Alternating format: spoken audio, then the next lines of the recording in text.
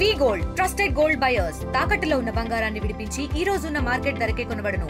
మరిన్ని వివరాలకు సంప్రదించండి 7771077720. భీమటం పీఠాధిపతి వ్యవహారం వివాదాస్పదంగా మారిన నేపథ్యంలో ఒక్కసారిగా పూర్వపు పీఠాధిపతి స్వర్గీయ వీరభోగ వసంత వెంకటేశ్వర స్వామి రెండవ భార్య మారుతి మహాలక్ష్మి గారు ఎన్నో మార్లు అధికారులకు మొరపెట్టుకున్నా కూడా తన పట్ల కొంత అవహేళనగా అసభ్యకరమైనటువంటి పోస్టులు పెట్టడంపై కూడా అటు రాష్ట్ర ప్రభుత్వానికి కూడా పలుమార్లు ఆమె విన్నవించుకున్నప్పటికీ ఫిర్యాదు చేసినప్పటికీ ఆ దిశగా ఎక్కడా అడుగులు వేయలేదు. ఈ నేపథ్యంలో ఇక ఇంతకంటే ఘోరమైనటువంటి అవమానం భరించలేకపోతున్నా కాబట్టి తనను రాళ్లతో కొట్టి చంపడానికి అనుమతి ఇవ్వాలంటూ కూడా ఆమె అటు డిప్యూటీ సీఎం పవన్ కళ్యాణ్, మంత్రి నారా లోకేష్, హోంమంత్రి అనితకు కూడా ఆమె లేఖలు రాశారు. ఈ నేపథ్యంలో ఆమె మనతో పాటు ఉన్నారు. ఆమెను అడిగి తెలుసుకుందాం. చెప్పండి, ఎందుకు మీరు ఒక్కసారిగా ఇలా ఇంత మానసిక వేదన గురి కావాల్సినటువంటి అవసరం ఏంటి? అసలు రాళ్లతో కొట్టి చంపాలని కోరుకోవడం ఏంటి? అసలు ఇది గత 4 ఏళ్ళుగా జరుగుతుందండి. ఇది ఇప్పటి నుంచి కాదు, అంటే స్వామి ఉన్నప్పటి నుంచి కూడా జరుగుతూ ఉంది. ఆయన కాలం చేశారు కాబట్టి ఇప్పుడు నా మీద చెడ్డగా చేస్తే ఏదో ఒకటి చేసుకొని మానసికంగా, ఇంకా ఆడవాళ్ళకి అదే కదండి, మానసికంగా ఏదో ఒకటి చేస్తే ఏదో ఒకటి చేసుకుంటుందనే కదా వాళ్ళ అభిప్రాయాలు. కాబట్టి ఏదో ఒకటి చేసుకుంటుందని ఈ రకంగా నన్ను సోషల్ మీడియాలో చాలా దుష్ప్రచారాలు చేయడం జరుగుతుంది. గత 4 ఏళ్ళుగా మేము పోరాడుతూనే ఉన్నాము. ఒక స్త్రీగా పోరాడుతున్నా, కనీసం సపోర్ట్ లేదు నాకు.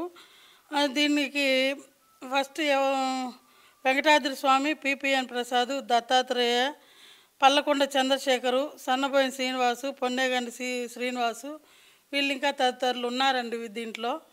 కాబట్టి నా మీద చాలా దుర్మార్గంగా నిన్న కూడా ఉండీలు తీసేటప్పుడు కూడా పెట్టారు. ప్రత్యేకంగా నా ఫోటో పెట్టి పెట్టారు, అది తీసి సోషల్ మీడియాలో. అందుకే ఎస్పీ గారికి వాళ్ళకి కంప్లైంట్ చేయడం జరిగింది దీని గురించి. ఆయన డిఎస్పీ గారికి చెప్పారు నిన్న కూడా వెళ్ళొచ్చాం మైదుకూరు. ఆయన సిఐ గారికి చెప్తామని చెప్పారు. అది చూసి దీన్ని సిఐ గారు మాకు ఇంకా ఏం ఎస్ఐ గారు ఇంకా ఏం చెప్పలేదు. నిన్న డిఎస్పీ దగ్గరికి వెళ్ళి కలిసేసి వచ్చాము. ఇంకా ఇవాళ ఎస్ఐ గారు ఏమన్నా చెప్తే చూడాలి, ఏం చెప్తారు, ఆయన ఎఫ్ఐఆర్ ఫైల్ చేస్తారో లేదంటే ఇంకా ఏం చేస్తారో ఆడ చూడాలి. అది దీన్ని డిప్యూటీ సీఎం గారు లోకేష్ గారికి, హోంమంత్రి గారి దృష్టికి కూడా తీసుకెళ్ళాము. తగు చర్యలు తీసుకోమని చెప్పి పంపించున్నాము. ఇంకా ఒక ఆడమనిషి ఎట్లా అంటే మానసికంగా చచ్చిపోయినాం ఆల్రెడీ మానసికంగా. ఇంకా తర్వాత ఇంకా రాళ్ళతో కొట్టి చంపేయడం అనే దానికి అది ఏమీ తప్పేం కాదు. ఇంకా పదవ వాడడము అంత దుష్ప్రచారాలు ఉన్నాయి నా మీద. అది కాక నాకెవరన్నా సపోర్ట్ చేసినా వాళ్ళని ఇక్కడికి రానివ్వకుండా, పర్టికులర్గా మా బావగారిని, ఆయన్ని కూడా రానివ్వకుండా చేయాలని చెప్పి చాలా ఉన్నాయి. ఆయన మీద అన్ని లేని దుష్ప్రచారం అంతా చేస్తున్నారు. ఇట్లా జరుగుతూ ఉందండి. అమ్మయ్య, ప్రధానంగా ఎందుకు మీ పైన ఇంత ద్వేషం? అంటే మీరు కూడా వీరభోగ వసంత వెంకటేశ్వర స్వామి వివాహం చేసుకున్నారు. వివాహం చేసుకున్న తర్వాత కదా మీరు ఇక్కడికి వచ్చింది. కానీ మీ మీద ఎందుకు అంత ద్వేషం అసలు వాళ్ళకు? ఎందుకంటే ఇప్పుడు ఎవరికైనా ఉంటుందండి. ఇప్పుడు ఒక పీఠాధిపత్యం వాళ్ళు కోరుకొని వాళ్ళు ఇది చేస్తున్నారు. ఇప్పుడు స్వామివారు అదే వీలునామా అబ్బాయికి రాశారు. వాళ్ళకి ఏమీ చేయలేదని ఆలోచనతో ఉండొచ్చు. లేదంటే వాళ్ళు ముందే కట్టించున్నారు ఇల్లు. అవన్నీ 2014లో చాలా దారుణం చేశారు. చాలా ఒత్తిడి చేసి ఆయన్ని ఇబ్బంది పెట్టారు. చాలా దుర్మార్గంగా ప్రవర్తించారు. ఇప్పుడు కూడా అదే రకంగా ప్రవర్తిస్తున్నారు. అది అంటే స్వామి గారిని, అంటే మీరు వివాహం చేసుకున్న తర్వాత స్వామి గారిని ఎలాంటి ఇబ్బంది పెట్టేవాళ్ళు? వాళ్ళు వచ్చి నానా రకంగా మాట్లాడేవాడు అండి. పెద్ద ఆయన అయితే చాలా అసభ్యంగా మాట్లాడేవాడు. కానీ ఆయన ఏమంటే కొంచెం చాలా వరకు కొడుకులే కదా అని ఓర్పుతో ఉన్నారు. లాస్ట్కి అర్థం చేసుకున్నారు 2018లో. అది 2010లోనే వీలునామా ఒకటి పెట్టారు. 2018లో వీలునామా రాశారు. అది వాళ్ళు జీర్ణించుకోలేకపోతున్నారు. అది అంటే వివాహం అంటే మొదటి భార్య చనిపోయిన తర్వాత కూడా ఈయన సరిగా బాగోగులు చూసుకోలేదన్నటువంటి భావన నిజమేనంటారా ఇది? అవునండి. ఆయన స్వామివారిని ఎవరు పట్టించుకోలేదు కాబట్టి ఆయన వివాహం చేసుకున్నారు. దీనికేమి పీఠాధిపతి పెళ్లి చేసుకుంటేనే పీఠాధిపత్యం అనే ఇదేమి లేదు. ఆయన సరిగా నాకు భార్య ఉండాలా, నన్ను ఎవరు పట్టించుకోరనే ఒక స్టేట్మెంట్ కూడా ఉందండి. అది మీకు చూపిస్తాను నేను. ఆయన చెప్పారు స్వామి కూడా. అంటే వీలునామా చెల్లదు అని ఒక రకంగా చెప్తున్నారు. ఎందుకు అసలు ధార్మిక పరిషత్కు మీరు ముందే ఇచ్చారా 90 రోజుల ముందే? మేము అన్నీ పంపించామండి. స్వామివారు ఆల్రెడీ 2010లోనే నామినేట్ చేస్తున్నారు. వాళ్ళు ఏంటంటే గవర్నమెంట్ వాళ్ళు ఏదో రకంగా మభ్యపెట్టే రకంగా చూస్తున్నారు. అది అందుకే కోర్టులో సవాల్ చేసుకొని మేము చేసుకుంటున్నాము. అది చూడాలి. అంటే స్వామివారి మాట చెల్లుబాటు అవుతుంది. ఎవరైనా మఠాధిపతే నిర్ణయించుకుంటారు ఓ పీఠాధిపతిని. ఆల్రెడీ స్వామివారు బ్రహ్మంగారి ఆత్మ ప్రబోధంతో అని చెప్పి వీలునామాలో కూడా రాశారు. గోవింద స్వామిని నామినేట్ చేస్తున్నారు. కాబట్టి అది జరగాలని మా అభిప్రాయము. అంటే అమ్మయ్య గతంలో కూడా అప్పటి ఎమ్మెల్యే రఘురామరెడ్డి కూడా చర్చలు జరిపారు. కానీ మళ్ళీ వివాదం తెరపైకి దారితీసింది. అంటే ఒక రకంగా గోవింద స్వామిని నియమించడానికి ఎందుకు అభ్యంతరాలు ఏంటి? అసలు చిన్నపిల్లోడు అంటున్నారు, నిజమేనా? చిన్న పిల్లోడు అనేది సమస్య కాదండి. ఇక్కడ 4 ఏళ్ళ పిల్లలు అయిన వాళ్ళు ఉన్నారు. ఆది శంకరాచార్యులు కూడా చిన్న పిల్లవాడే. అప్పుడు ఆయన పీఠాధిపతులు అయ్యారు. ఇప్పుడు చిన్నపిల్లవాడు అనే సమస్య ఏం లేదండి. ఇక్కడ కేవలం ఏంటంటే ఎందుకు ఇవ్వాలని ఒక ఆలోచనతో ఉన్నది ఇది అంతా. అంటే గతంలో కొంతమంది కుమారులు మిమ్మల్ని కూడా సపోర్ట్ చేశారు కదా. కొంతమంది కుమారులు ఎవరైతే ఉన్నారో వాళ్ళల్లో కొంతమంది మీకు మీ అబ్బాయికి ఇస్తే పర్లేదు అని కూడా కొంత సయోధ్య కుదిరి. ఎవరు సపోర్ట్ చేశారండి? ఎవరు చేయలేదు అట్లా సపోర్టు. ఎవరు సపోర్ట్ అట్లా చేయలేదు. సో ఒక రకంగా ఈ విధంగా మీ కొడుకు మీరు పీఠాధిపత్యం అడుగుతున్నారు కాబట్టి దుష్ప్రచారం చేస్తున్నారా? అదే దానివల్ల కావచ్చు, గతంలో జరిగిన విషయాలు గొడవలు మనసులో పెట్టుకొని దానివల్ల కావచ్చు, వాళ్ళ నాన్నగారు ఏదో వాళ్ళ వల్ల మనస్పర్ధలు ఉన్నాయి కాబట్టి అది దానివల్ల కూడా కావచ్చు. పరి విధాలుగా ఉండొచ్చు. ఒక రకంగా మీ బావగారు మీకు సపోర్ట్ చేయడాన్ని కూడా వాళ్ళు ఏమనుకున్నారంటే మీ బావగారు ఫోన్లో సంభాషించినటువంటి ఇవన్నీ రికార్డు చేసి తీయటం, ఇవన్నీ సోషల్ మీడియా పెట్టడం ఒక రకంగా ఎలా అనిపిస్తుంది మీకు అసలు? అది సోషల్ మీడియాలో అంటే అండి రికార్డులు పెట్టడం అంటే అది ఎవరి వాయిస్ అయినా కావచ్చు, పెట్టచ్చు. అది తీసుకొని ఎలా అనిపిస్తుంది మీకు అసలు? అదే అండి చెప్పేది. ఈ రకంగా పెట్టబట్టే కదా మేము నిన్న స్టేట్మెంట్ కూడా రాళ్ళతో ఇది ఇట్లా చేయండి అని చెప్పింది. దాని గురించే. అంటే మీరు పవన్ కళ్యాణ్ గారి దగ్గరికి కానీ అదేవిధంగా హోంమంత్రి గారి దగ్గరికి కానీ కలవడం ఏమైనా జరిగింది అసలు? మీరు 4 సార్లు కలిసాము. అన్నీ ఏ చర్యలు లేకపోవడంతో నేను ఆ విధమైనది వాళ్ళకి పంపించడం జరిగింది. అంటే నారా లోకేష్ గారు కానీ లేకుంటే పవన్ కళ్యాణ్ గారు ఇప్పుడు ప్రస్తుతం సనాతన ధర్మం అంటూ కూడా ఆయన పెద్ద ఎత్తున ప్రచారం చేస్తున్న నేపథ్యం కాబట్టి పవన్ కళ్యాణ్ గారి దగ్గరికి మీరు ఏమన్నా డైరెక్ట్గా కలవడం జరిగిందా? కలవలేదండి. వెళ్ళాము, ఆఫీస్కి వెళ్ళాము. మేము ఇవ్వాల్సినవన్నీ ఇచ్చొచ్చాము. ఇంకా అదే ఆయన చూసి ఏం చేస్తారో చూడాలి. అది అంటే ఒక సూర్యు నేరుగా మీరు కలిస్తే ఏదైనా ఈ పరిష్కార మార్గం, ఎందుకంటే ఆయన కీ రోల్ పోషిస్తున్నారు, కేంద్రంలో కూడా కొంత ఆయనకు పెద్ద ఎత్తున మద్దతు ఉంది కాబట్టి పవన్ కళ్యాణ్ కలిసే ఆలోచన ఏమైనా ఉందా మీకు?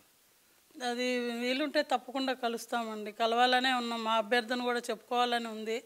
చెప్పి మేము మాట్లాడతాము. అది ఇప్పుడు ఇటీవల కాలంలో ధార్మిక పరిషత్ మీ పీఠాధిపతి వ్యవహారంకి సంబంధించి ఎన్నికలు నిర్వహించింది.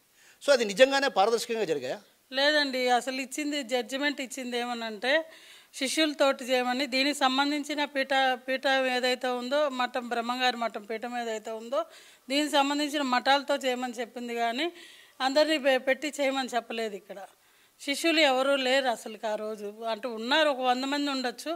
కానీ ఆ రోజు అంతా రాంగుగా జరిగింది. శిష్యులు అంటే ఎలా అమ్మాయా మీరు చెప్పేది? శిష్యులు రికార్డు పరంగా ఉంటుందండి. రికార్డు ఉంది, దీనికి ఒక బుక్ ఉంటుంది, దాంట్లో ఉన్నాయి శిష్యులంతా. కానీ ఆ రోజు ఆ బుక్ బయటికి తీసుకొచ్చింది లేదు, చేసింది లేదు. అంటే గ్రామస్తులతో నిర్వహించారా? అవునండి, గ్రామస్తులు. బయట ఎవరెవరో మనకి తెలియదు. అంతా వాళ్ళ మనుషులు కూడా మనకు తెలియదు. గ్రామస్తులు ఉన్నారు, బయట జనం ఉన్నారు, ఎవరో కూడా మనకు తెలియదు. సరే, నేను ఒక చిన్న విషయం ఇక్కడ అడగదలుచుకున్నా అమ్మాయి, ఏమనుకోద్దండి దయచేసి. ఇక్కడ ఒక మీరు ఆయనకు తల్లి ఉంది, ప్లస్ వాళ్ళకు భార్యలు ఉన్నాయి. కానీ భార్యలు ఉన్న నేపథ్యంలో ఇలా మీ మీద ఇంత అసభ్యకరమైనటువంటి ట్రోల్ చేయడాన్ని అసలు ఒక రకంగా మంచి పద్ధతి అంటారా? ఇది మంచి పద్ధతి అని అందరికీ కాదని అర్థమవుతుంది కదండి. ఇప్పుడు కేవలము ఒక మఠాధిపతి భార్య మీద ఈ రకంగా చేయడం అనేది కరెక్ట్ కాదు. కానీ వాళ్ళు ఏంటంటే ఒక పదవి కోసమో ఇంకో దానికోసమో ఒక ఆడ మనిషి సహనం కోల్పోయేది ఒక దుష్ప్రచారాలు చేస్తేనే కదా. అలా చేస్తే నేను ఏదైనా చేసుకొని వెళ్ళిపోతానని కావచ్చు, లేదంటే ఏదైనా చేసుకొని చనిపోతానని కావచ్చు, ఆ రకంగా చేస్తున్నాను నన్ను మానసికంగా. అంటే ఒక రకంగా మీ అబ్బాయిలను కూడా అంటే మీ అబ్బాయిల పుట్టుకను కూడా కొంత అవగాహన మాట్లాడారండి. ఇప్పుడు కాదు, అది 3 ఏళ్ళ నుంచే మాట్లాడి ఉన్నారు. కానీ గమ్ముగా ఉన్నాం. మేము కూడా ఏంటంటే మా వాళ్ళు నా బిడ్డలే అనుకొని సైలెంట్గా ఉన్న వాళ్ళు ఇంకా రెచ్చిపోయి మాట్లాడుతూ ఉన్నారు, పెట్టిస్తూ ఉన్నారు సోషల్ మీడియాలో. బిడ్డ పుట్టుకల మీద కూడా మాట్లాడుతున్నారు. మీ బిడ్డల పుట్టుకలు ఇంకా ఎంతవరకని ఓదార్పుగా ఓర్చుకొని ఉంటామండి.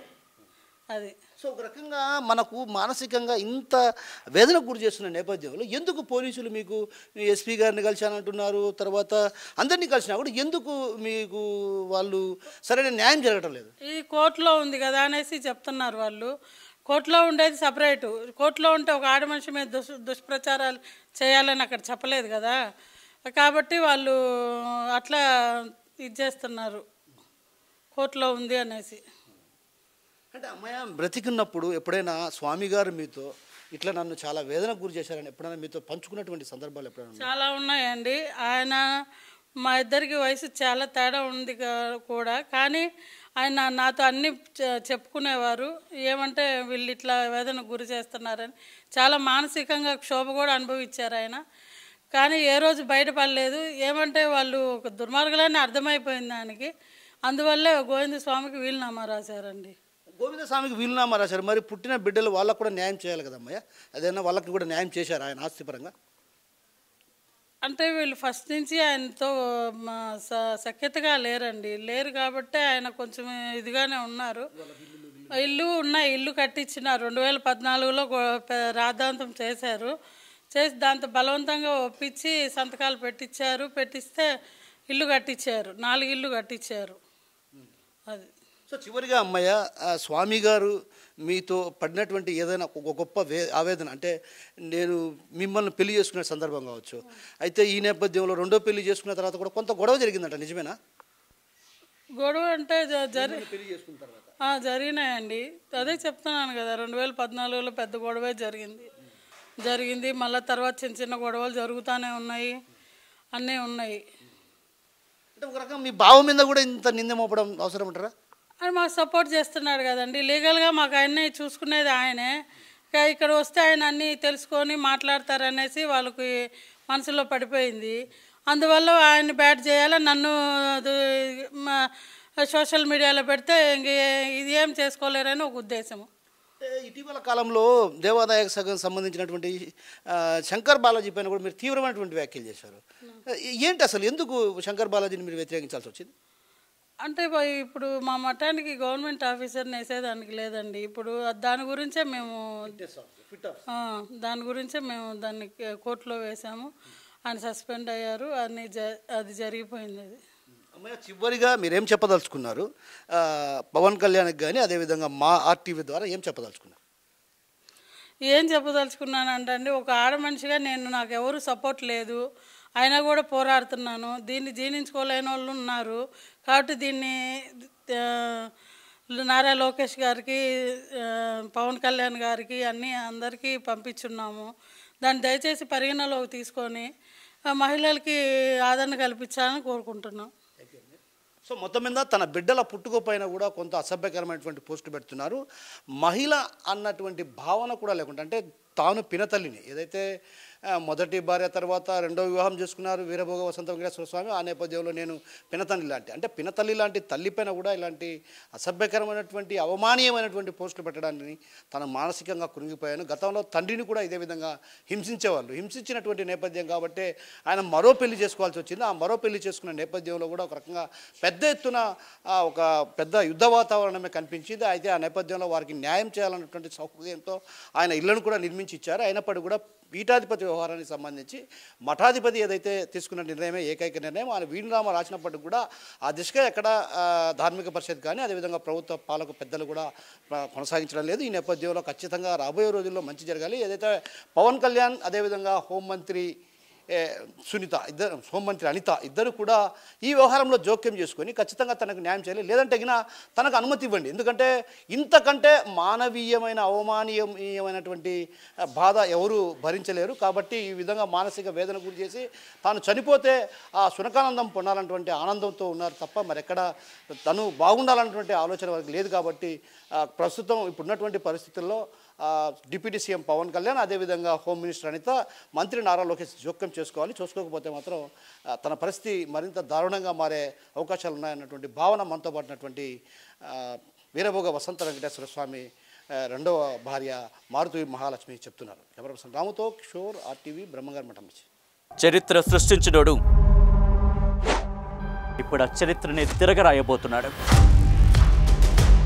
అబద్ధాల గోడల్ని బద్దలు కొట్టి నిజాలను రాగా మీ ముందుంచబోతున్నాడు. నిజమైన వార్తల కోసం వెంటనే డౌన్లోడ్ చేసుకోండి రా యాప్ని.